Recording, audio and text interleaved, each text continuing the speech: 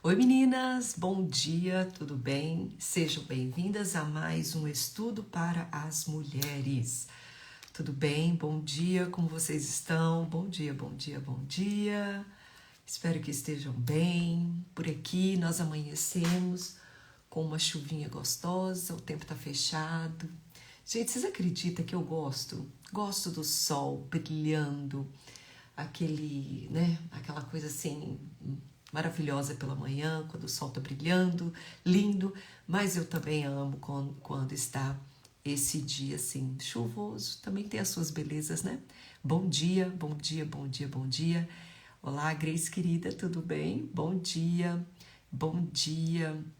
Adelise, bom dia, Márcia, bom dia. Como vocês estão, gente? Espero que estejam bem preparadas para o que nós iremos falar hoje. Meu Deus do céu. Eu falei, Senhor. Eu falei assim, Jesus queria trazer tanto assim, palavras lindas, ensaiadas, mas, oh meu Deus do céu, a gente entra em cada estudo que eu falei, oh Senhor, me dá força e sabedoria. Estava orando agora aqui de manhã falando, Deus, me dê sabedoria do seu Espírito, Senhor. Preciso de sabedoria do teu Espírito para poder ensinar aquilo que a tua palavra diz e pararmos de desmistificar aquilo que o Senhor não ordenou. Bom dia, meninas, tudo bem? Olha o aviãozinho aqui, ó. Manda para as amigas, porque hoje, né? E eu recebi tanta mensagem. E você sabe que também tem aquelas, né, que gostam de certas práticas. E aí, minha filha, entra os questionamentos. Gente, mas eu não gosto de... como que eu posso dizer?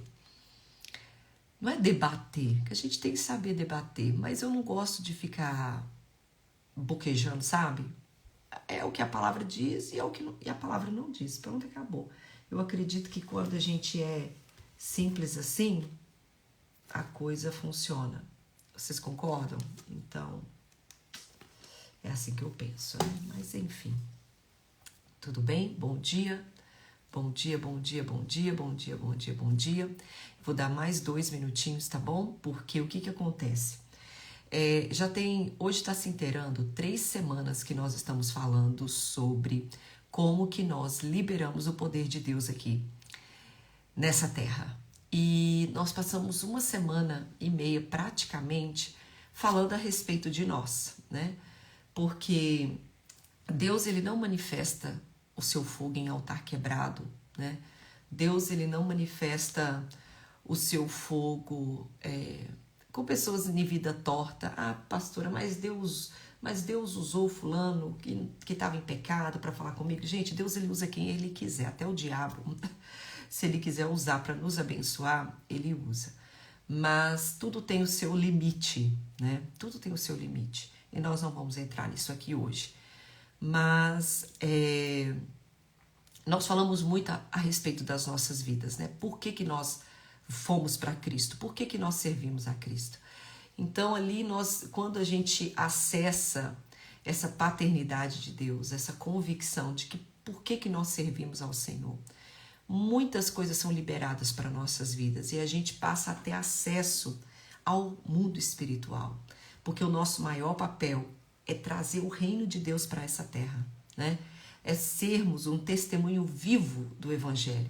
E o poder de Deus, ele é liberado nessa terra através das nossas vidas, né? Através de nós.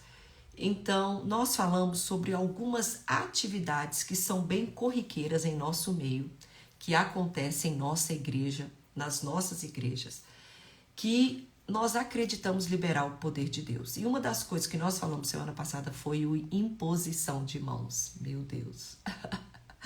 Ai, o bicho pegou.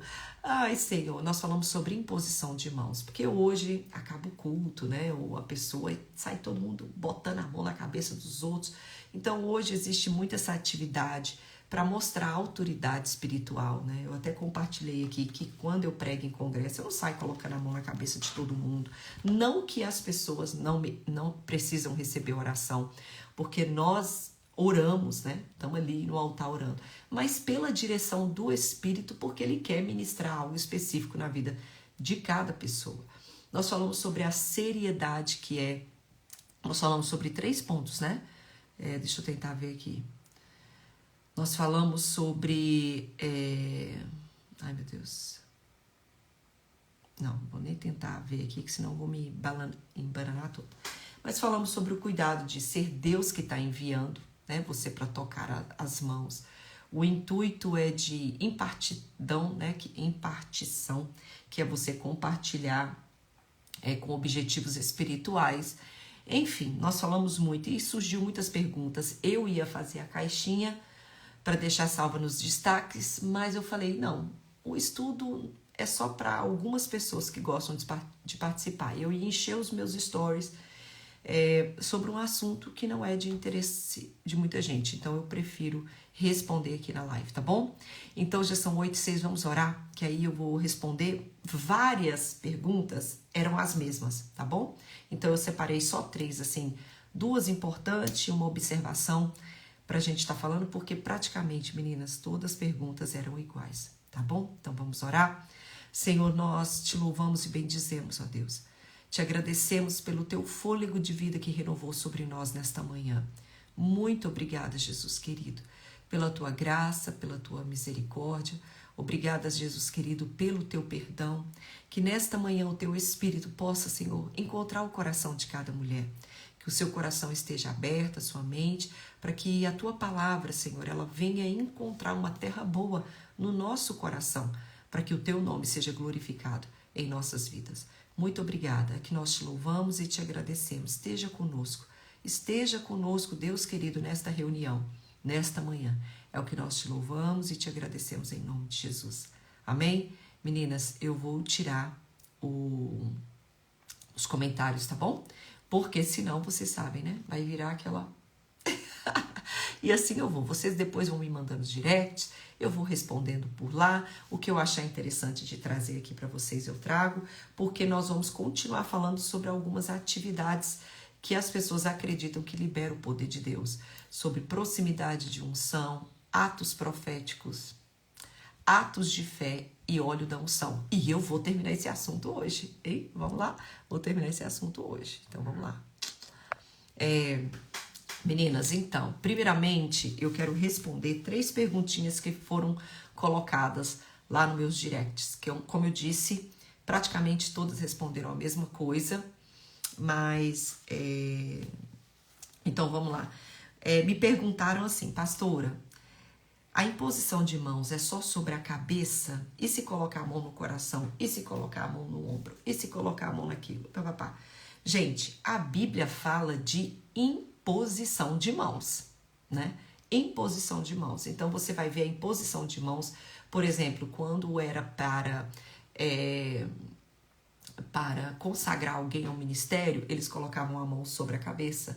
Mas mesmo assim, se você for vasculhar a Bíblia, você não vai encontrar muitos detalhes a respeito de localidade. Imposição de mãos é imposição de mãos, seja na cabeça, seja no coração, né? Seja sobre o ombro, mas, vamos lá.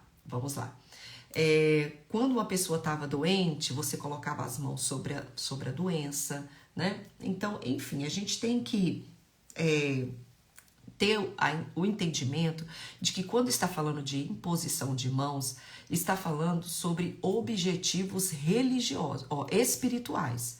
Porque se for assim, meninas, você não pode ir num salão de beleza, porque a mulher vai estar fazendo a sua unha, ela vai estar tocando na sua mão. Você não pode fazer uma escova, porque você não sabe como é que é a vida daquela pessoa e ela está tocando a mão no seu cabelo, na sua cabeça. Você, então, não pode fazer uma massagem, né? Uma drenagem linfática, por exemplo, com as mãos. Uma massagem, porque você não conhece a vida daquela pessoa. Então, ela está tocando no seu corpo. Então, pelo amor de Deus, vamos com cuidado, vamos com calma. Não é isso. A imposição de mãos que a Bíblia fala, o perigo é aquele que é com objetivos espirituais. Por isso que a gente disse que quando a gente está num culto, a pessoa ela está ministrando a palavra, né? Ela está ministrando a palavra. Então ali o intuito é espiritual. Então, se a pessoa ela não está com uma vida no altar cheia de brechas e tal, é um perigo a pessoa colocar a mão sobre a sua cabeça, que é onde está todo o nosso comando do nosso corpo, os comandos espirituais, porque todas as vezes que a Bíblia fala de coração, ela está falando da mente, né? Da mente humana. Então, quando coloca as mãos sobre o nosso coração, está indo diretamente às nossas emoções, está indo totalmente direto aos nossos sentimentos, né? Aquilo que é gerado no nosso coração. Então, não importa se é cabeça ou se é coração, o importante ali, o que precisamos discernir é a respeito do que está sendo ministrado, porque está relacionado a tudo aquilo que é direcionado a objetivos espirituais, tá bom, meninas? Porque senão você não vai em lugar nenhum. Você não vai fazer unha, você não vai fazer massagem, você não vai se depilar, você não vai fazer uma escova. Então vamos com cuidado. Outra pergunta que surgiu, né? Então fechando isso, não importa a imposição de mãos. Imposição de mãos é imposição de mãos, seja na cabeça, seja no coração, seja no joelho que está doente, quando alguém fala põe a mão no estômago, você que está com dor no estômago, enfim. A segunda pergunta que surgiu bastante aqui foi o seguinte: pastora, e eu que não sei se a pessoa tem uma vida com Deus? E se a pessoa só naquele dia? Gente, não é da nossa conta saber, presta atenção, tá? Pra gente não falar que a gente está conflitando aí no mesmo assunto. Nós não temos como saber 100% como que a vida de uma pessoa está com Deus, gente. Nós não temos essa condição. E uma das instruções que eu dei muito nos directs, que as pessoas me perguntaram, falou assim: pastor, eu não sei. Primeiro, se você está numa igreja, se você congrega numa igreja, isso quer dizer que você confia na liderança da sua igreja. Correto? Então, se a tua igreja está levando um pregador, você então acredita que a tua igreja conhece a seriedade da vida daquela pessoa que eles estão levando para pregar. Então, se eu estou numa igreja em que eu confio na minha liderança, eu não teria receio nenhum de ir para frente e receber oração de um pregador que está pregando na minha igreja. Porque eu conheço a índole dos meus pastores, a índole dos meus líderes, e eles que estão convidando. Então, ali existe uma aliança espiritual. E aí, se meu pastor não tem, gente, não tem ideia de como que, faz de conta, não é ideia da vida das pessoas, né? Porque, pelo amor de Deus, eu como pastor aqui da igreja, eu e meu esposo, a gente tem não é que a gente tem uma noção, existem os frutos, é ou não é? Que a gente já acompanha a pessoa, a gente sabe da índole da pessoa, da seriedade da pessoa. Mas é claro que a gente não tem como saber o 100% se aquela pessoa está tendo uma vida de pecado. Meninas, isso aí você pode ficar tranquila, porque a Bíblia fala que praga alguma chegará à nossa tenda. O problema está, prestem atenção nisso que eu estou falando, quando nós sabemos. E além disso, nós temos o Espírito Santo. Porque, gente, vamos ser sinceros, quantas lideranças, pastores, sabem da vida de erro de uma outra pessoa e mesmo assim colocam essas pessoas no altar. Então, para te ser sincera, gente, não é nem só sobre a imposição de mãos. Se a gente for abranger esse assunto, quantas pessoas estão no grupo de louvor, quantas pessoas estão pregando que estão em pecado e a liderança sabe e deixa. E aí? Então, é um assunto sério. Vocês me compreendem? É um assunto sério. Então, o problema da imposição de mãos, de colocar a mão no seu coração, na cabeça, está literalmente em você não sentir de Deus, o teu espírito não testificar, mesmo que os teus pastores conhecem, mesmo que os seus pastores confiam, mas se você não se sentiu confortável, você não tá aí para julgar a vida de ninguém, você não tá aí para chegar, pastor, olha, eu tô sentindo que não... Não, gente, não, você não tá aí, você tá aí para cuidar da sua vida. Se os teus pastores confiaram, tudo bem, talvez realmente eles não sabem que está nesse exato momento acontecendo um erro, uma brecha está aberta na vida daquela pessoa. Mas se a sua comunhão com o Espírito Santo não te está trazendo paz, então tudo bem. Tudo bem, mas isso é para você, não é para você sair falando para os outros ou julgando a vida das pessoas, porque eu e você não temos o direito disso. É por isso que eu falo que a intimidade com o Espírito Santo, a vida com o Espírito Santo, ela é muito séria para guardar a sua vida, entendeu? Então, primeiramente isso, gente. Se você está na sua igreja, você confia na sua liderança, teu pastor está levando alguém para ministrar, gente, eu ficaria de boas, eu ficaria tranquila de receber a oração daquele pastor. Por quê? Porque, meu Deus do céu, eu confio na minha liderança, não é?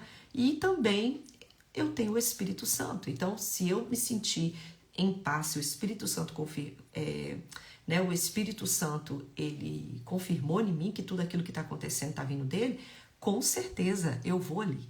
Agora, se a pessoa está tendo uma vida de pecado, está com brechas, a tua liderança não sabe, você não sabe, Deus ainda pode estar usando sim, porque, gente, quem somos nós para julgar a misericórdia de Deus? Eu e você vivemos a misericórdia de Deus. Quantas vezes a gente está errada, mas o Senhor está ali, nos dando oportunidade de arrependimento. Então, isso aí já é com Deus, a pessoa e Deus. Mas se o Espírito Santo te incomodar, aí sim, o problema disso, meninas, se a gente não sabe, a gente não tem como, enfim, o Espírito Santo nos protege, o sangue de Jesus está nas nossas vidas.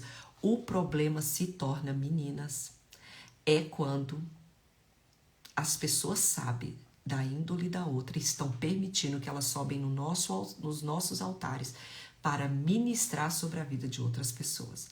Aí sim é um problema bem perigoso, porque é triste essa realidade, né? É triste essa realidade. E terceiro, terceiro pastora, e se um dia já colocaram a mão sobre mim, ou até mesmo eu sabia que a pessoa não estava com a vida no altar, pastor, eu sei de uns montes de podre, e mesmo assim eu permitia colocar a mão na minha cabeça, no meu coração, porque eu não tinha conhecimento da palavra. Eu achava que simplesmente cada um ia prestar conta para Deus. O que eu faço? Que antigamente, gente, preste atenção, a oração, ela tem poder para quebrar todo e qualquer tipo de maldição sobre as nossas vidas.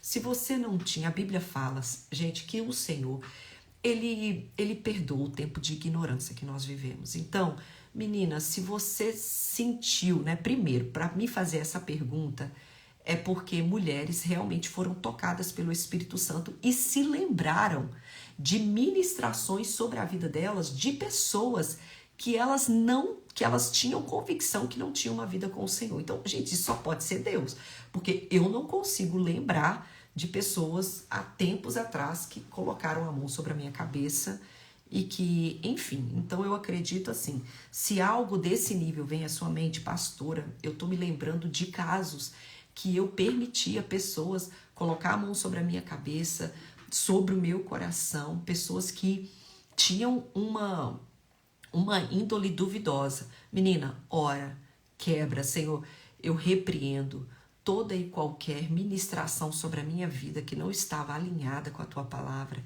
que não estava conforme a tua vontade. Senhor, eu repreendo isso sobre a minha vida. Quebra no mundo espiritual toda aliança, toda palavra que foi lançada sobre a minha vida, toda brecha que foi dada em nome de Jesus. Você pode ter certeza que foi quebrado. Tá bom?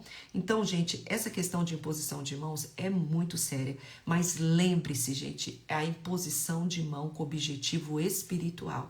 Então, a gente precisa ter cuidado sobre quem está colocando a mão sobre a nossa cabeça, sim, sobre o nosso coração. Por quê? Por causa que, como nós vimos biblicamente, isso é transferência de espírito, isso é impartição, isso é É algo que vem para compartilha com as nossas vidas. Então, se a pessoa tem brecha, é muito perigoso. Nós falamos também sobre, né, retaliações. Pastora, o que acontece então quando até mesmo você orar pela vida de outras pessoas?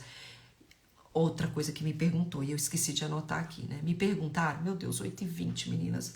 Me perguntaram sobre eu impor as mãos sobre a vida de outra pessoa. E essa pessoa, né, tá cheia dos demônios, cheias de brechas. Se isso pega em mim, gente, claro que não. Claro que não, menina. Claro que não. Se a tua vida não tem brecha, nós não estamos falando de vidas perfeitas. Nós não estamos falando de ter uma vida, nós estamos falando, meninas, de pecados não confessados. Nós estamos falando de pecados praticados, que vocês sabem que tem pessoas cheias de brecha na vida delas, estão querendo mexer com o mundo espiritual. Isso é muito sério. Então, quando se dá brecha, sim, aí é perigoso, minha filha, do que tá na vida de uma vir na vida do outro. Mas se você tem sua vida no altar, o que acontece são muitas retaliações. Eu já orei por pessoas e depois eu senti dor de cabeça, dor no corpo, enfim, mas retaliações, mas transferências não. Gente, deixa eu contar, isso aqui eu vou ter que contar para vocês. Eu sei que vai tomar um tempinho, mas eu vou contar uma experiência que eu tive. Ninguém me contou, eu tive. Uma certa vez eu fui participar de um encontro com Deus, como obreira, né, como pastora. Foi uma igreja que a gente fez parte quando nós chegamos aqui no Brasil. E foi a igreja que me consagrou ao pastoreio. Nós fomos fazer um encontro com Deus. Quando, de repente, nós estávamos orando por uma jovem. E o demônio se manifestou nessa jovem. E começou a falar através da boca dessa jovem. Menina, pensa na luta, na guerra espiritual que começou. E nós começamos a orar, repreender o demônio na vida dessa jovem. Quando, de repente, o demônio saiu dela e entrou na obreira. Nenhuma das nossas obreiras que estava trabalhando no encontro com Deus. Quando eu vi aquela cena, eu falei assim, não, isso aqui é cena de filme. Deus, não estou acreditando. Gente, eu estava presente. Eu, o meu esposo, nós estávamos presentes. O demônio saiu da vida daquela mulher, do corpo daquela mulher e tomou posse do corpo da obreira da nossa igreja. Gente, ela estava numa distância que você não tem noção. Porque, assim, nós, os pastores, fomos para perto desta mulher orar, né? Enquanto os obreiros ficavam ali intercedendo, nós fomos perto desta obreira para orar e começamos, da obreira, dessa jovem, quando de repente, quando a gente olha lá no canto, a obreira sentada com a mão virada, né? Que era o preto velho, e começou a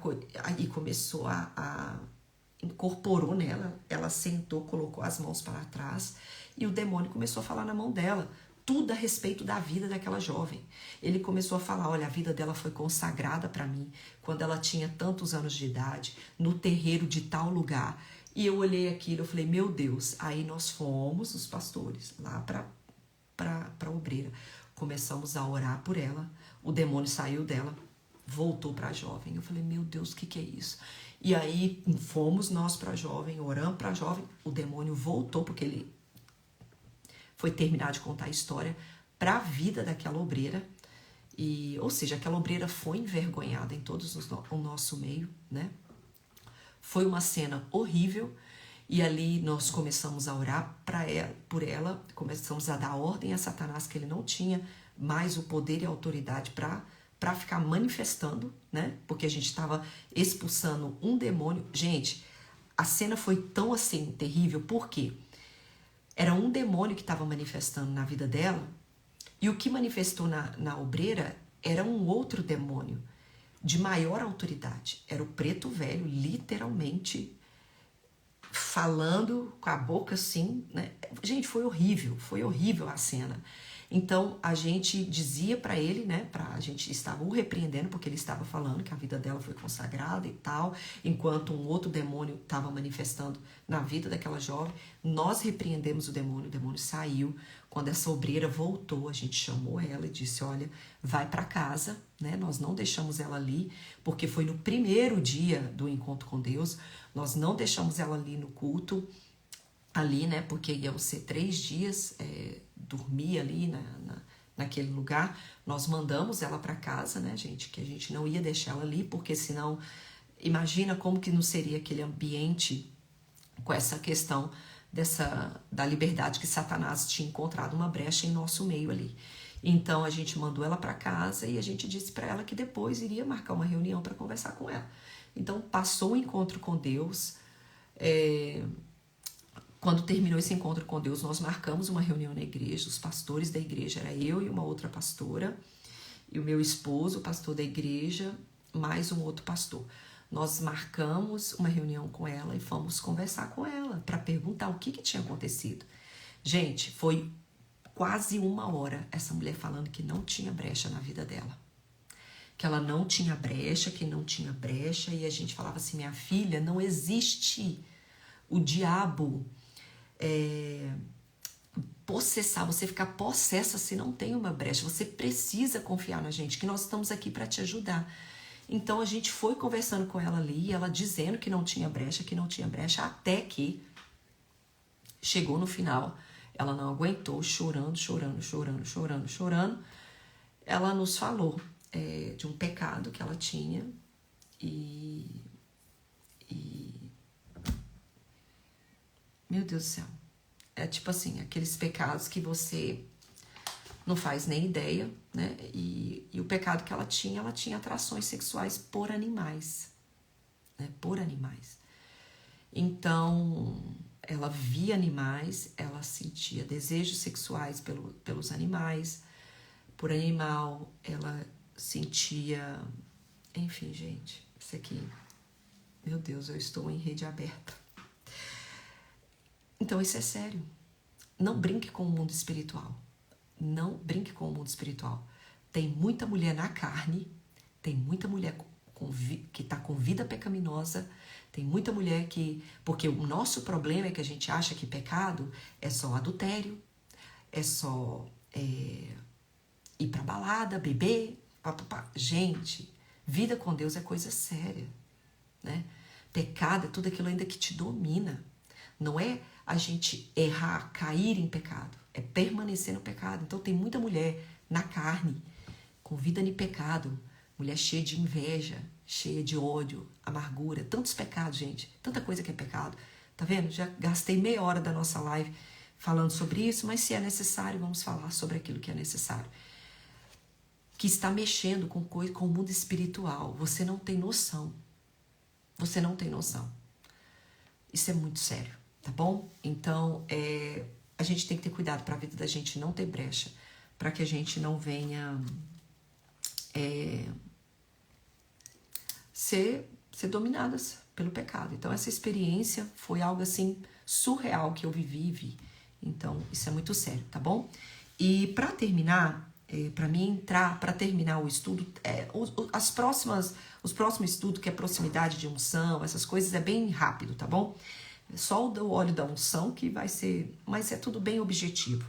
Mas eu quero conversar com vocês o seguinte, é só esclarecer. Gente, eu recebi um sabão aqui nos direct, com todo carinho, de uma querida que disse assim comigo, até falando, pastora, Deus pode cobrar de ti. Quando eu mencionei aqui, dizendo que nós levamos 7 anos para consagrar pastores, separar para o ofício.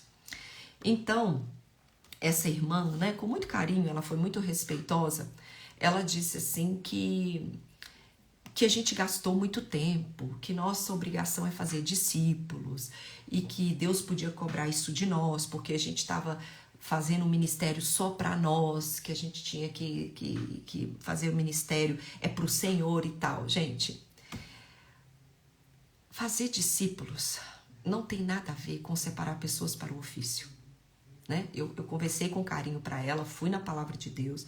Eu disse a respeito do nosso zelo em separar pessoas para o ofício de pastoreio. Isso não quer dizer que uma pessoa que estava com a gente levou 7 anos para ser consagrado. Porque tem pastores que foram consagrados que estavam com a gente só tinha 1 ano e meio. Então isso eu quero dizer o quê? Que o ano todo da igreja nós ficamos bem zelosos e de olhos abertos para ver no nosso meio realmente pessoas que tinham chamado de pastoreio. Mas isso não quer dizer que nós não fizemos discípulos, porque nós temos que fazer discípulos todos os dias. Então nós tínhamos líderes, nós tínhamos discípulos, nós tínhamos tudo. Aquilo foi relacionado a separar pastores. Então tem pessoas que foram separadas a pastores que tinham um ano e meio que estavam conosco. Eles tinham a unção de pastoreio que nós o reconhecemos, tá bom? Então, tipo assim, meninas, por favor, tá? Nosso papel é fazer obreiros. O nosso papel é fazer discípulos, ir por todo mundo, pregar o evangelho, fazer discípulos.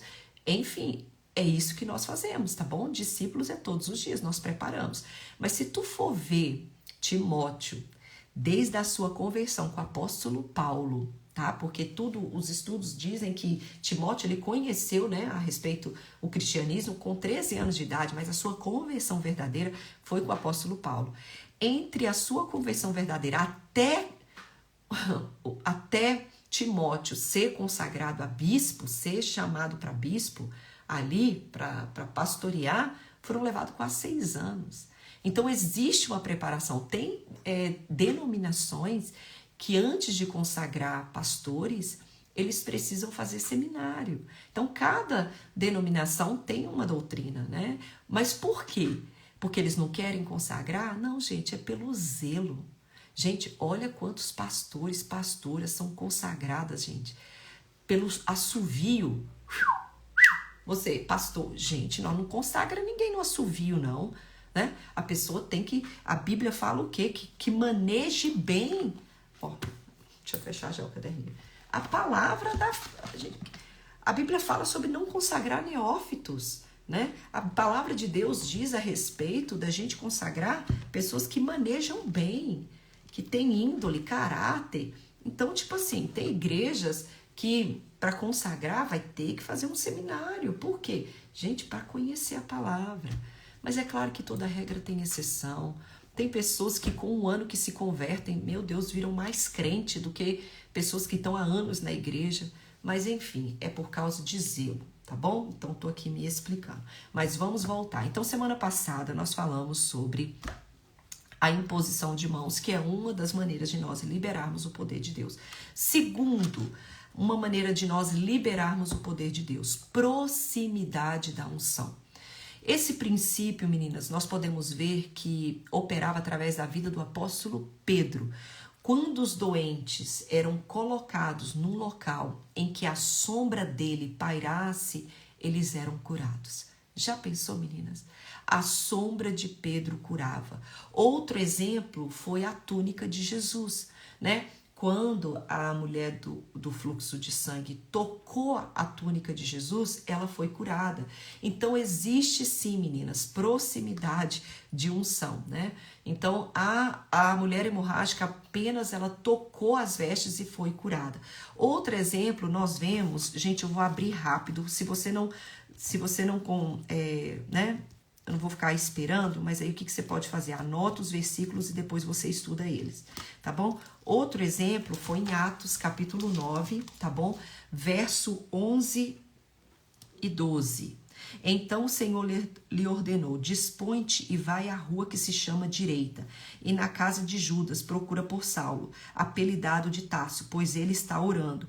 E viu entrar um homem chamado Ananias, e lhe impôs as mãos para que recuperasse a vista. Ou seja, outro exemplo de imposição de mãos, mas também é uma proximidade de unção. Então preste atenção, meu Deus, meninas, em cada caso a unção estava sobre eles de tal maneira que mesmo as suas roupas estavam saturadas do poder de milagre divino. Então a unção que eu carrego, ela transcende o meu ambiente. A unção que eu carrego transcende o meu ambiente. A atmosfera, ela tem poder para mudar quando você está ali. Então, olha que coisa incrível. Então, a gente também compartilha o reino, a gente expõe o reino, nós trazemos o reino, o poder de Deus para um lugar só por causa da nossa presença. A nossa presença tem o poder de mudar um ambiente. A atmosfera pode mudar com a tua presença naquele lugar. A atmosfera, a localização física é essencial para a liberação do reino de Deus. Só que tem que nisso aqui se abriu muitas heresias, né? Pessoas pegar o paletó e passarem outras para receber unção. Pessoas limparem o seu suor e jogar para outras pessoas e as pessoas pegar aquela toalhinha para ser curada. Então, através disso aqui de proximidade de unção, muitas aberrações elas foram criadas em nosso meio de que não tem Deus. Pastora, como que eu sei que não tem Deus e que tem Deus essas aberrações? Você sabe como que eu sei? Que a glória não volta para o homem, gente. A glória não volta para o homem. Sabe, todos esses exemplos que nós vemos aqui eram homens que a glória era toda dada a Deus, voltada para Deus. Agora, eu tô num lugar, eu vou limpar o meu suor e vou jogar para vocês com qual objetivo? Qual é o objetivo? Nós estamos vendo aqui a proximidade de unção para pessoas serem curadas, igual a sombra de Paulo curava. A gente viu sobre roupas. Havia um propósito de cura onde o nome do Senhor era glorificado. Hoje, as aberrações que nós vemos, meninas, nós não vemos o nome do Senhor sendo glorificado. Nós vemos pregadores sendo exaltados. Sendo exaltados. Então, peça o discernimento do Espírito Santo antes de, né? Antes de querer algo de alguém, né? Querer ficar com algo de alguém, porque eu acredito em proximidade de unção. Eu acredito, vamos lá, que nós vamos para o próximo, atos de fé. Eu acredito. Atos de fé que liberam o poder de Deus. Porque uma vez que a fé exige uma atividade, você concorda? Vou dar continuidade, tá, gente? Já estou entrando em outro tópico e a gente vai ligando um no outro. Então, uma vez que a fé, ela exige uma atividade. E esse princípio é um dos mais fáceis de provar nas Escrituras. Nas Escrituras. Porque o próprio Jesus muitas vezes era levado a uma impossibilidade por causa da fé de outra pessoa. Em Mateus, no capítulo 8, no verso 10, nos conta uma história em que Jesus ele ficou perplexo com o incrível grau de fé do centurião. Do centurião. Ele era um soldado romano de alto escalão e que teve uma fé incrível em Jesus, que não era judeu, mas a sua fé deixou Jesus totalmente perplexo. Uma fé que chamou a atenção de Deus. Então, atos de fé, eles são fáceis de provar na palavra, porque até o próprio Jesus, quando chegou na sua terra, ele não pôde operar milagre. Por quê? Por causa da incredulidade das pessoas.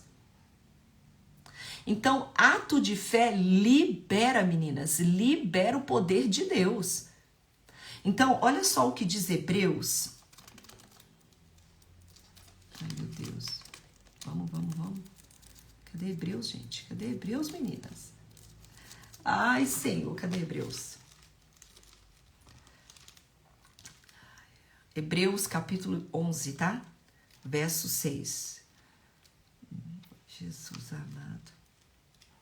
Hebreus 11, 6. De fato, sem fé é impossível agradar a Deus. Porquanto é necessário que aquele que se aproxima de Deus creia que ele existe e que se torna galardoador dos que buscam. Pela fé, aí começa. Pela fé, ele dá uma lista sobre Noé, Abraão, pela fé Jacó, pela fé os herdeiros de Deus, enfim, pela fé. Então, a fé é aquilo que chama a atenção de Deus.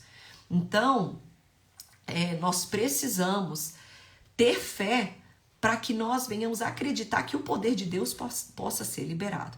Então, vocês entenderam sobre proximidade de unção? Antes de eu passar para atos proféticos, proximidade de unção, quando a tua vida, minha filha, está na presença de Deus, há um óleo sobre você, aonde você entrar, a liberação de um poder de Deus. Às vezes, meninas, é por isso que eu falo das aberrações que tem hoje, que eu tenho que mostrar, né, que eu tô cheia do poder de Deus, então deixa eu pegar o meu lencinho, limpar e jogar para você, a minha toalha, limpar. Não, gente, é algo que flui da tua vida de tal maneira que quando você entra num lugar, fluía tanto que Pedro, ele passava. Pedro, ele não falava assim, ó, bota aí todo mundo aí, ó, que eu vou passar e eles vão ser curados agora. Não, meninas. Vocês estão entendendo a diferença? Paulo, Pedro não era isso. Ele passava, ele caminhava, sem precisar dizer do que ele tem, do que ele possuía de Deus. Quando ele passava, as pessoas iam sendo curadas. De Jesus caminhar, as pessoas tocarem nas suas vestes. Então, não é uma proclamação do meu nome. Olha, gente, eu vou pegar uma toalha, vou enxugar, vou jogar para vocês e quem pegar, meu Deus do céu. Não é uma autopromoção. É algo que eu possuo.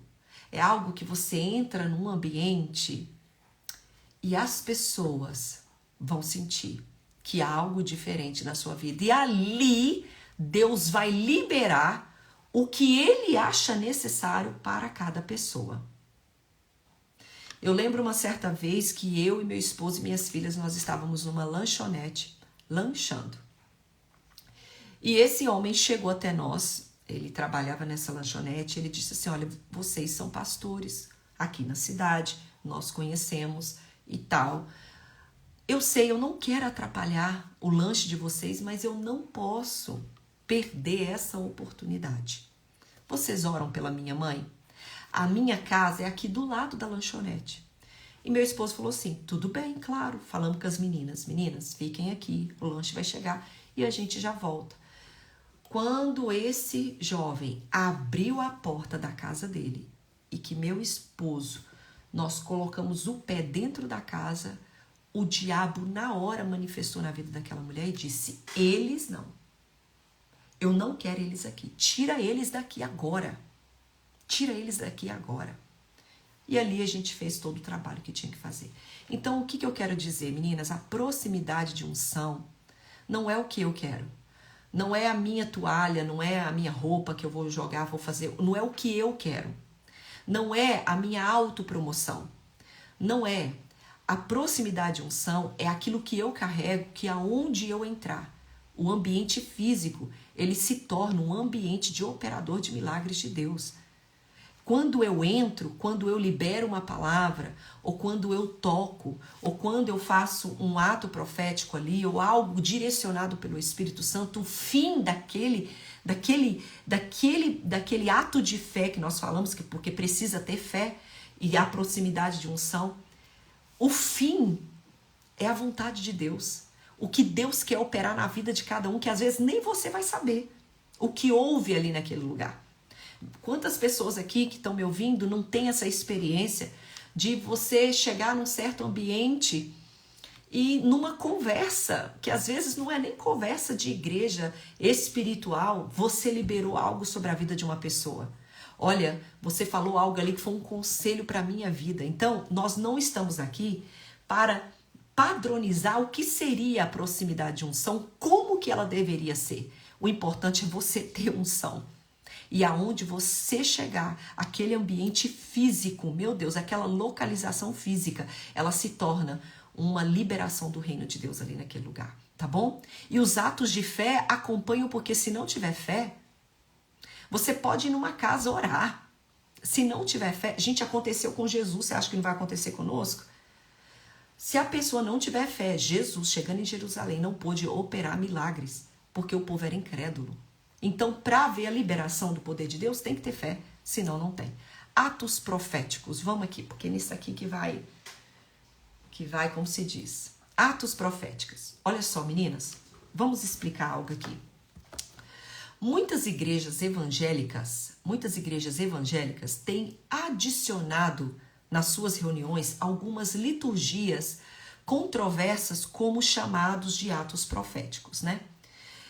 Mas você sabe reconhecer um ato profético?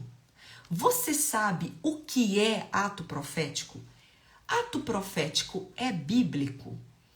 Deus age ainda nos dias de hoje através dos atos proféticos? Meninas, preste atenção. Sim, ele age. Mas você sabe o que é um ato profético? Pois bem, então vamos estudar um pouquinho a respeito disso aqui na palavra.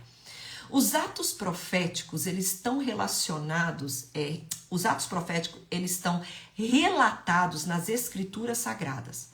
E os atos proféticos, eles sempre tinham o intuito de chamar a atenção do povo para o momento que eles viviam, e também os atos proféticos serviam para representar aquilo que estava por vir.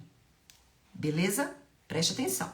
Então, todas as vezes que você for estudar, que você vai ver um ato profético, julgue isso que eu estou falando. Faça essas duas perguntas que você vai ver. O porquê que aconteciam os atos proféticos na palavra? Você vai ver que atos proféticos era para encenar algo que estava acontecendo. Você vai ver os profetas fazendo isso. Algo para encenar, né? Para encenar, o que eu quero dizer é para representar aquilo que eles estavam vivendo. E o outro motivo é para mostrar o que estava por vir.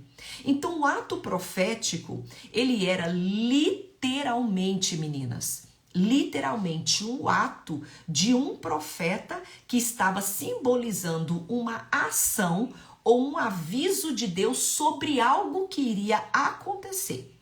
E muitas vezes era o repúdio de Deus contra uma determinada postura de Israel para que houvesse um arrependimento.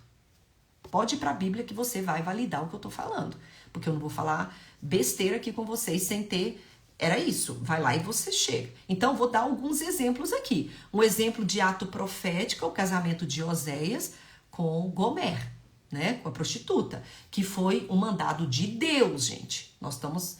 Por que Deus ia fazer isso? Não sei, você pergunta para ele quando chegar lá no céu. Eu tô falando o que a Bíblia tá falando, tá bom? Então, o exemplo é o casamento de Oséias com Gomer, que foi um mandado de Deus, está lá em Oséias capítulo 1, a partir do capítulo 1, verso 2. Então, onde a prostituta Gomer, ela simbolizava Israel e Oséias representava a Deus. E até mesmo os filhos desse homem, coitado da vida desse homem, né? Até os filhos desse homem, né, de Oséias, de Gomer, também representavam mensagens ao povo de Deus. Oséias capítulo 1, do versículo 3 ao 9. Você vai ver isso. Então, outros exemplos que podem ser vistos foi em Ezequiel, né? No capítulo 4, verso 37. Você vai ver outros atos proféticos a respeito do vale de ossos secos. Aquilo foi uma visão, ossos se batendo. Então, todo ato profético na palavra, no Velho Testamento, você vai ver que era uma representação, uma linguagem. Deus mostrando a condição do povo, por exemplo, como o casamento de Oséias e de Gomer, como que o povo estava adulterando contra Deus, e você vai ver de mensagens que estavam por vir, por exemplo, o Vale de Ossos Secos, Deus falando o que ele faria com o povo. Então, o que acontece? Tem vários exemplos, que a gente não vai entrar aqui, senão a gente nunca vai terminar. Então, os atos proféticos, eles são incomuns, porque a ação não se relaciona com o resultado desejado, uma vez que é ato de fé. Dá para compreender? Me segue. Vou dar um exemplo.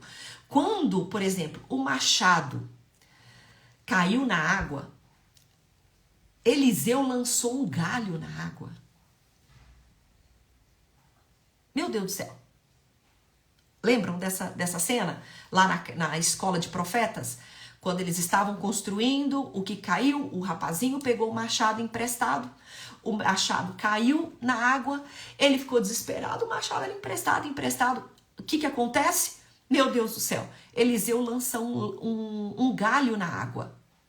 Então, a madeira tem poder sobre a lâmina? O galho tem poder sobre a lâmina? Claro que não, gente. Claro que não, né? Então, a lâmina, que é do machado pesado, né? Aquela coisa, não tem. O galho que foi jogado, mas pra que jogar um galho na água? Nada a ver, ele não tem poder sobre a lâmina. Claro que não. O galho só se tornou poderoso porque era um ato de obediência. Porque era um ato de obediência. Então, não tinha uma relação lógica. Contudo, ele foi usado, um galho foi usado para recuperar um machado. Vocês estão entendendo, meninas? Então, os atos proféticos, eles eram incomuns, mas porque era uma ação que tinha que ter relacionado uma fé, um ato de fé. Como, por exemplo, isso, o machado caiu na água, Eliseu me joga um galho. Mas não é que o galho ele tinha poder sobre a lâmina. Ele só se tornou poderoso porque foi um ato de obediência. Foi um ato de obediência. E tudo que tiver um ato de obediência, onde existe um ato profético, ele tem um poder. Então, não tinha uma relação lógica, mas ele foi recuperado. Então, o importante, meninas, preste atenção. O importante sobre atos proféticos bíblicos é que eles vinham de Deus para o profeta e do profeta para o povo. A obediência física produz libertação espiritual. Eu vou repetir. Obediência física produz libertação espiritual. Atos proféticos, eles são totalmente direcionados por Deus. Deus ainda fala através de atos proféticos, porque eu dei exemplo do Velho Testamento. Mas e aí, pastor? E esse tanto de trem que acontece no meio das igrejas? Os atos proféticos, eles ainda são reais em nosso tempo? Vamos lá, meninas. Vamos lá. Deus ainda fala através dos atos proféticos? Hebreus capítulo 1, verso 1 e 2 diz o seguinte, porque esse aqui eu já anotei aqui. Havendo Deus antigamente falado muitas vezes e de muitas maneiras aos pais pelos profetas, a nós falou-nos nesses últimos dias pelo Filho, a quem constituiu o herdeiro de tudo, por quem fez também o mundo. Então aqui surge algo muito polêmico, na qual eu não quero polemizar mais ainda, mas eu quero trazer um esclarecimento. Eu quero fazer você pensar. Eu quero fazer você não julgar profetas, homens de Deus, mas julgar profecias, julgar atos proféticos. A minha intenção não é te fazer uma mulher crítica, mas é te fazer uma mulher com discernimento. Uma mulher com discernimento. Então, a minha intenção não é polemizar. A minha intenção é trazer o discernimento para você. Ser uma mulher que conheça as escrituras, a palavra, e que busque do Espírito Santo aquilo que você está vendo. Então, a intenção é mostrar que atos proféticos, eles liberam, sim, o poder de Deus. Mas, o que é que está vindo de Deus e o que não está vindo de Deus? Né? Mas eu não posso aqui te deixar de explanar, até mesmo para orientar você, até se você é pastora de igreja, sobre atos proféticos que são de teor naturais, que não estão vindo do céu. Nós não podemos, meninas, jamais julgar, mas nós precisamos analisar a mensagem do ato profético. Pronto, aqui está a chave. Você me entendeu agora? Então, nós não estamos aqui para julgar, nós estamos aqui para analisar o teor da mensagem. Lembra que eu te disse que todas as vezes que nós olhamos para atos proféticos aqui na palavra, era Deus mostrando a realidade do povo, como Deus falando aquilo que estava por vir? Pois é. Então, qual é a mensagem daquele ato? Hoje, meninas, se vê atos proféticos como copo d'água em cima de televisão, ungir lençóis, pegar a vassoura e varrer casa, vassoura ungida. Hoje se vê muito atos proféticos quando, na verdade, eles não passam de sincretismo religioso. Sincretismo religioso. Então, qual é a mensagem de ato profético? Por exemplo, uma pessoa vai colocar um copo de água em cima de uma televisão, uma outra pessoa fala assim, olha, eu vou orar e quando você beber desta água, você vai ficar curado.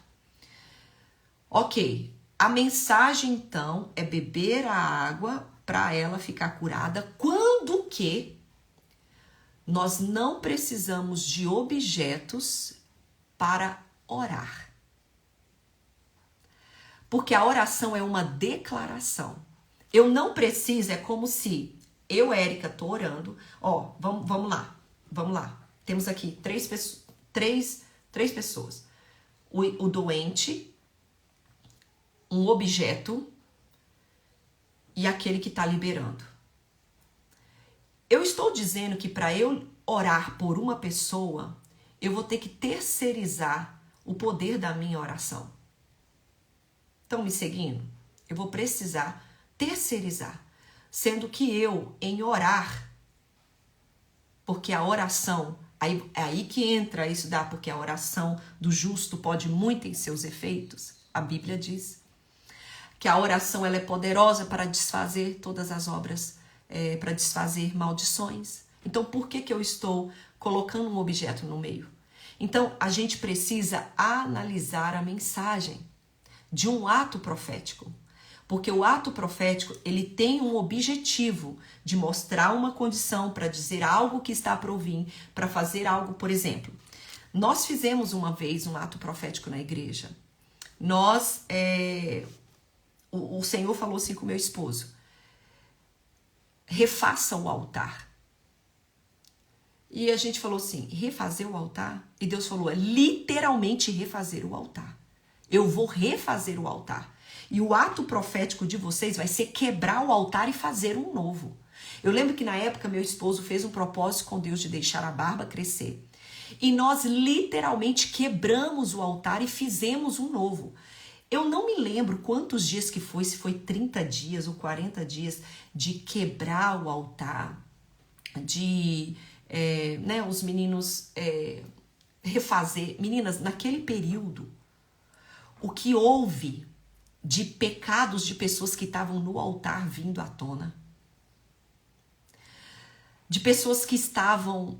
Eita, não vou nem entrar em detalhe, né, gente? Porque o meu povo aqui também me assiste, então você já viu. Mas, e é assunto pastoral, mas naquela época que nós estávamos restaurando o altar, que Deus entregou uma palavra para o meu esposo, disse assim, olha, eu vou restaurar o altar. E nós, oh Deus, glória a Deus, e Deus falou assim, tu vai quebrar. E neste período que você vai reformar o altar, porque era um outro altar, né, era um lugar que a gente tinha alugado, eu vou começar a restaurar o altar. E enquanto nós fomos quebrando o altar, refazendo cada cimento ali sendo colocado, a pintura do altar, cada ato, cada obra que nós íamos fazendo, desde o quebrar, de levar areia, de colocar cimento, tijolo, colocar cerâmica, cada momento que nós íamos trabalhando, menina, o bicho ia pegando. De pessoas do altar, Deus foi tirando pessoas, removendo pessoas, pecados começaram a vir à tona, adultério. Menina, mas foi um restaurar literalmente. E eu lembro que o dia que nós fomos consagrar aquele altar a Deus, né, nessa igreja, que nós fomos orar, entregar ao Senhor, tá aqui, foi uma presença de Deus, foi algo lindo. Então, precisa ter uma mensagem. Nós precisamos ter cuidado para que um ato religioso de teor natural não seja o sincretismo religioso. E o sincretismo religioso, o que é isso, afinal de contas, né? O que é sincretismo religioso? Sincretismo religioso é a mistura de uma ou mais crenças religiosas em uma única doutrina. Então, esse sincretismo, ele nasce a partir de contato direto ou indireto entre crendices e costumes religiosos, distintos, formando uma nova doutrina. Então, isso quer dizer o quê? Que as pessoas elas vão pegando um pouquinho de cada religião. Gente, ungir vassoura? Quando a unção do óleo é destinada a outra coisa, então falta um conhecimento que faz com que a gente venha transferir para objetos autoridade e poderes que eles não têm e que não foram instituídos por Deus.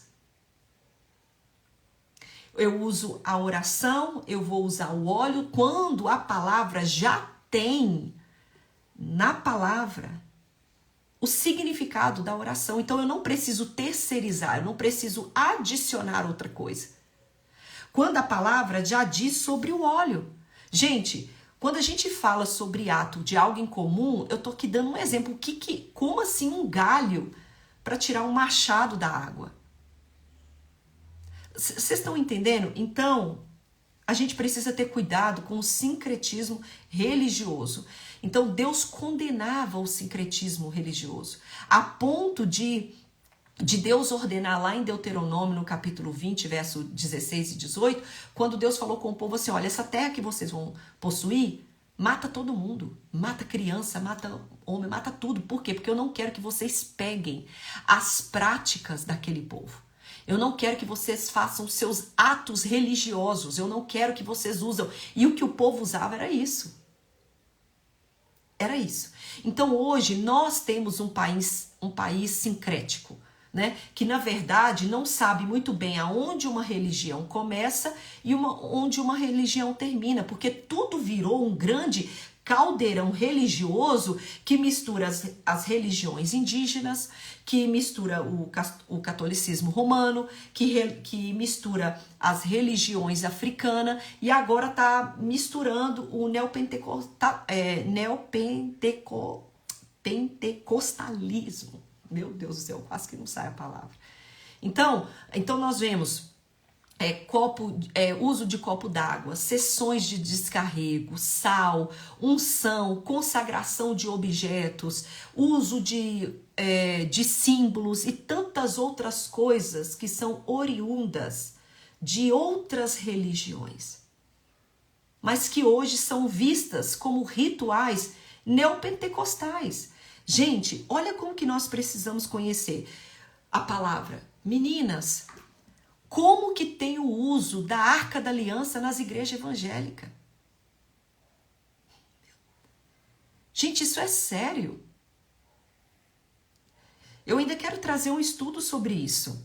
Mas como existe igrejas que constroem a Arca da Aliança, fazem cerimônia da Arca da Aliança, sendo que o próprio Deus consumiu com a arca para que o povo não adorasse a arca.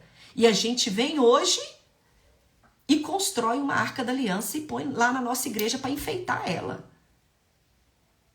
Eu tô falando heresia? Aí sou eu que tô falando heresia? Tá lá, a Bíblia. A aliança, a Arca da Aliança, era o que no Velho Testamento carregava a presença de Deus. Quando o povo começou, né? E quando começou a adoração, o que Deus fez? A Arca da Aliança sumiu. Deus sumiu com a Arca da Aliança para que o povo não pegasse aquela arca e adorasse. Aí hoje nós estamos no século 21 e as pessoas estão construindo uma réplica da Arca da Aliança, que hoje não está em nada, está vazia, porque hoje nós temos a presença de Deus nas nossas vidas. Então eu estou errada de trazer um alerta desse para a igreja? Desse sincretismo religioso? Dessas misturas que nós estamos trazendo, rituais neopentecostais, nós estamos trazendo rituais para dentro das nossas igrejas, gente. Então, tipo assim, é bíblico. A Arca da Aliança sumiu, gente. Não tem mais nenhuma menção da Arca da Aliança. Da Arca sumiu para o povo não adorar. E hoje nós estamos construindo a Arca da Aliança e colocando ela para enfeitar nossas igrejas. Tem igrejas que ainda faz a entrada das arcas da aliança. Gente, com qual motivo? Se o próprio Deus sumiu com aquela arca e hoje nós estamos trazendo. Então, gente, a gente precisa ter muito cuidado. Nós não estamos aqui para julgar pessoas, porque muitas estão agindo conforme a sua ignorância. Elas também não têm ignorância, que eu falo, de conhecimento. Elas são leigas. Elas não sabem. Então, nós não podemos, você e eu não podemos julgar. Quem somos nós para julgar as pessoas? Porque muitas dessas pessoas não têm conhecimento, são leigas. Mas nós precisamos julgar o teor da mensagem. Por que daquele ato? Por quê? Então a gente precisa ter esse conhecimento. Então a gente precisa ter cuidado, porque nenhum ato profético será fora da contextualização bíblica. Nenhuma. Porque ela carrega um ato profético, a gente está carregando a mensagem de Deus. Então qual é o conselho que a Bíblia nos dá? Simples. 1 João, vou ler com vocês. Gente, nós vamos passar hoje do horário. Depois, quem quiser, assiste, mas eu vou terminar. Porque nós já vamos... Aqui já entra num ato profético. Porque muitas pessoas usam o óleo da unção como um ato profético. Vamos estudar a Bíblia. Vamos estudar a palavra. Por favor. 4:1. Esse é o conselho. 1 João 4:1. Amados, não deis crédito a qualquer espírito, antes provai os espíritos, se procedem de Deus, porque muitos falsos profetas têm saído pelo mundo afora. A palavra também diz que os falsos profetas, eles enganariam até mesmo os que creem, de tão similar que seriam as suas palavras. Então tá aqui o conselho: provai os espíritos para ver se procedem de Deus.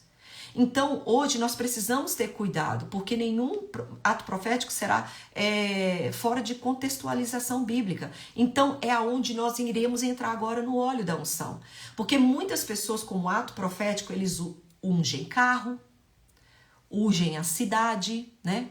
Como ato profético, pastora, olha, a minha igreja, nós vamos sair pelos 4 cantos da cidade e vamos ungir, porque o ato profético, ele tem que ter uma mensagem.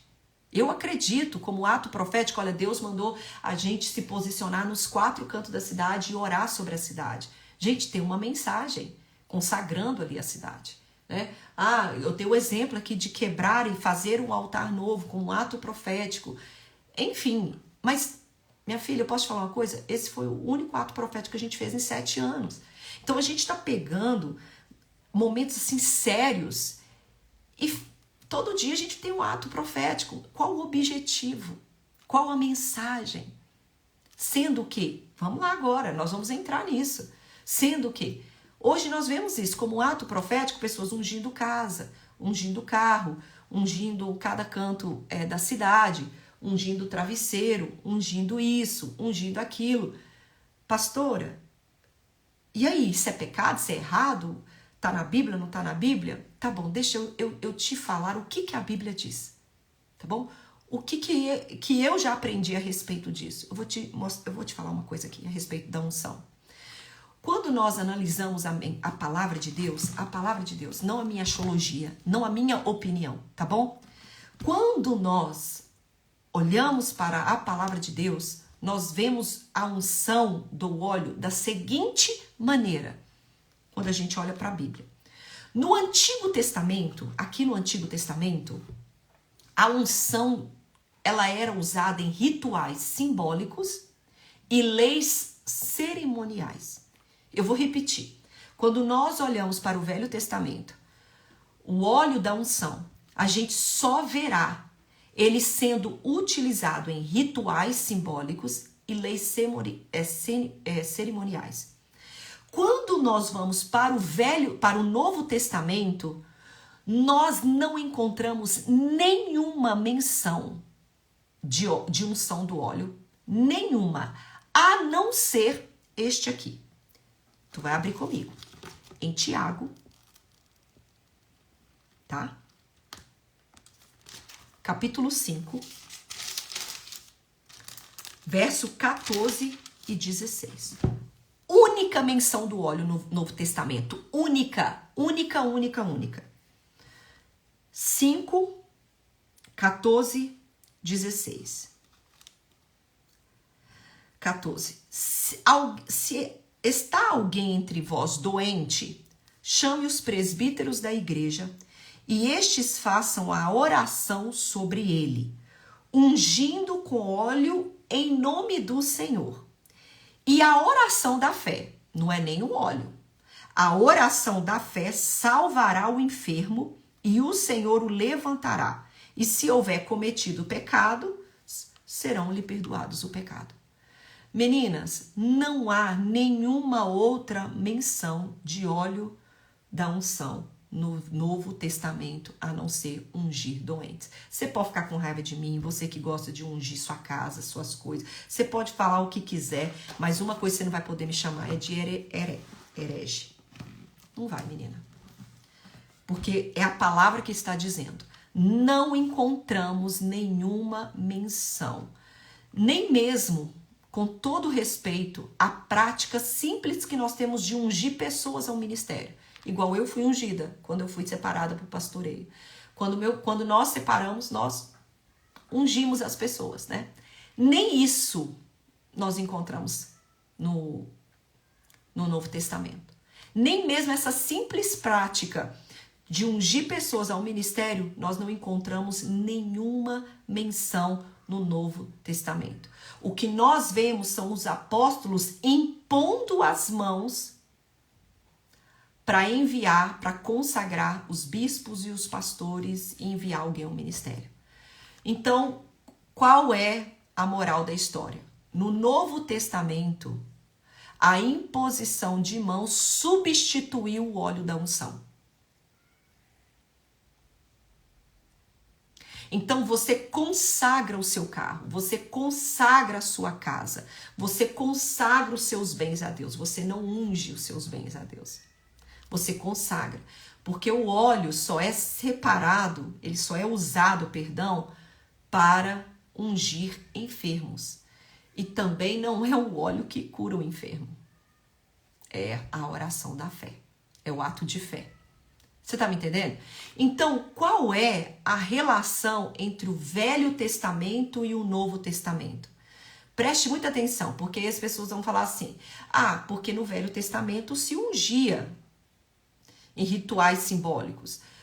No Velho Testamento se ungia nas leis cerimoniais, né? Samuel ungiu Davi. Então eu vou deixar de seguir o Velho Testamento para o Novo? Preste atenção aqui, meninas, né? Porque senão as pessoas gostam de cortar a parte e falar assim, olha, tá vendo? Ela é uma herege. Calma aí, vamos lá. Menina, nós não estamos aqui para deixar de cumprir um Velho Testamento para cumprir o Novo ou deixar de cumprir aquilo, não. Você jamais deve... Não é sobre seguir ou não o Velho Testamento. Não é deixar de seguir ou seguir algumas coisas. Não, é sobre conhecer a palavra. A gente nunca estuda o Velho Testamento isolado do Novo Testamento. A gente nunca estuda a palavra de Deus fazendo uma separação. A palavra de Deus, ela se estuda num todo, porque um irá validar o outro. Um vai substituir o outro. Um vai confirmar o outro. Um vai validar o outro. Então, o Velho Testamento e o Novo Testamento, eles caminham juntos. Não se estuda eles separado. Não se mantém algo separado um do outro. Não, gente. A gente se estuda eles junto. Então, jamais, porque um vai dar continuidade sobre o outro. Como, por exemplo, o óleo. Por isso que um vai dar continuidade ao outro. No Velho se ungia utensílios e para ofícios, e no Novo somente doentes. Aí vem a pergunta, mas por que então, pastora? Por que você acha? A resposta está mais simples do que você imagina. Por quê? Porque Cristo substituiu os rituais simbólicos, meninas. Meu Deus!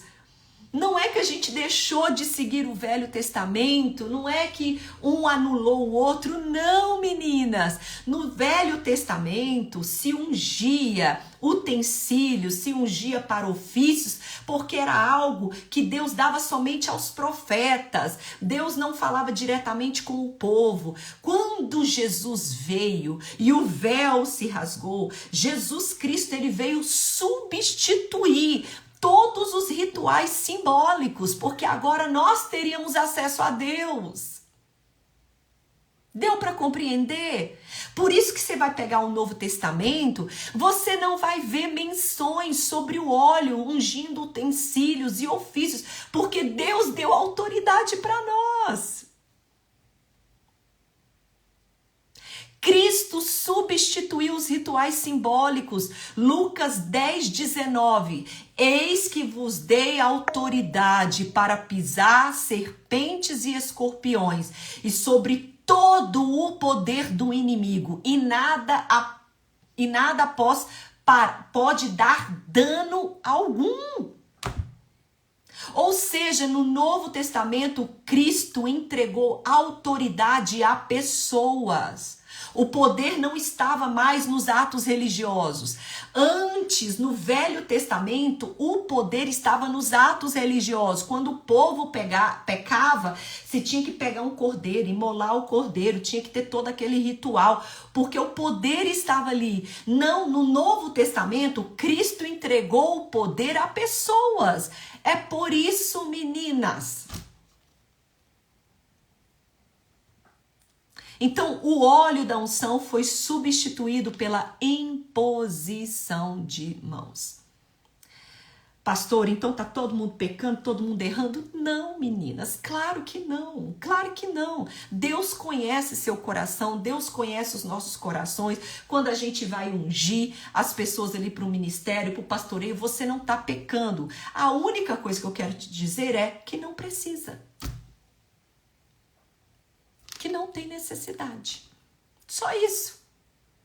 Então, se o seu pastor quis ungir os 4 cantos da cidade, tudo bem. Deus, minha filha, Deus, sabe, tá vendo a intenção do coração dele de fazer o bem. Mas o que nós estamos aprendendo aqui hoje é que não tem necessidade.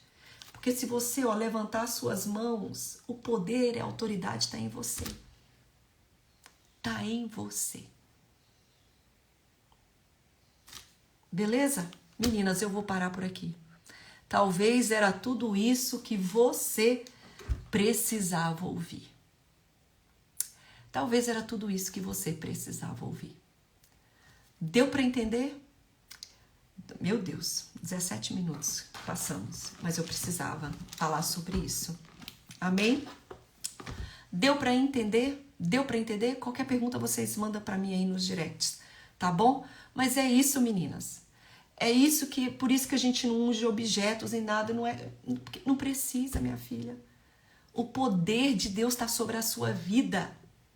Está sobre a sua vida. Deus te deu poder e autoridade sobre a sua vida. Cristo substituiu todos os rituais simbólicos e religiosos. E o poder e a autoridade foram dadas a nós. Por isso que no Novo Testamento tu não vai ver uma menção a respeito de óleo. Você vai ver os discípulos impondo as mãos. A única menção do óleo é sobre os doentes. Pronto. Por quê? Porque a imposição de mãos substituiu a unção com o óleo. Por quê? Porque Cristo veio substituir os atos, os rituais religiosos. Deus deu autoridade a pessoas. Naquela época, os atos religiosos, simbólicos, eles tinham poder. E hoje, poder e autoridade foram dados às pessoas. Tá bom, gente? Glória a Deus. Aleluia. Vamos orar, menina do céu, que eu tenho que tomar um café. Você também tem que dar sequência aí. Depois manda essa live, esse estudo para quem precisa aprender. Conhecereis a verdade e a verdade vos libertará. Amém? Senhor, muito obrigada pela tua palavra, muito obrigada pelo que o Senhor falou conosco. aqui sobre as nossas vidas hoje, Senhor. Que o teu poder e o teu Espírito esteja sobre nós, ó Deus. Senhor, que os nossos olhos espirituais sejam abertos, ó Pai. Mas uma coisa que nós precisamos entender, que de nada vale o conhecimento se nós não o colocamos em prática sobre as nossas vidas. Se as nossas vidas não praticam o teu evangelho, Senhor. Deus, nos ajuda a cumprir com a tua palavra, Senhor. Nos ajuda a viver o teu evangelho. Abra os nossos olhos espirituais. Livra-nos de todo o sincretismo religioso, Senhor, de toda idolatria. Porque o poder em si não está, Senhor, nos atos, Senhor, não está, Senhor, no óleo, mas está na nossa fé no Senhor, está no teu nome, no teu poder. Obrigada, Espírito Santo, pela tua fidelidade, pelo teu amor, pelo teu perdão. Abençoe a vida de cada mulher que está aqui, o seu lar, a sua casa. Abençoa, Senhor, tudo aquilo, Senhor, que nós temos diante da tua presença. Obrigada, Senhor. É o que nós te louvamos e te agradecemos em nome de Jesus. Amém, meninas? Mas aqui você pode consagrar, tá? Eu consagro a minha casa. Quando eu compro um carro, vai eu e meu marido, colocamos as nossas mãos. Quando compro um carro, né, gente? Como se eu tivesse comprado vários carros. Tô no Brasil tem 10 anos, troquei uma vez, mas coloquei as mãos e abençoamos, consagramos, consagro meus filhos. Quando elas não estão em casa, eu vou lá no quarto delas, eu oro com imposição de mãos, na cama, no travesseiro, enfim. É isso, tá bom? Mas semana que vem nós vamos falar sobre o poder da declaração, do poder que há na língua, tá bom? Que tá na nossa boca. Eita, semana que vem tá lindo também. E eu te espero aqui, tá bom? Beijo, meninas. Deus abençoe. Tchau, tchau.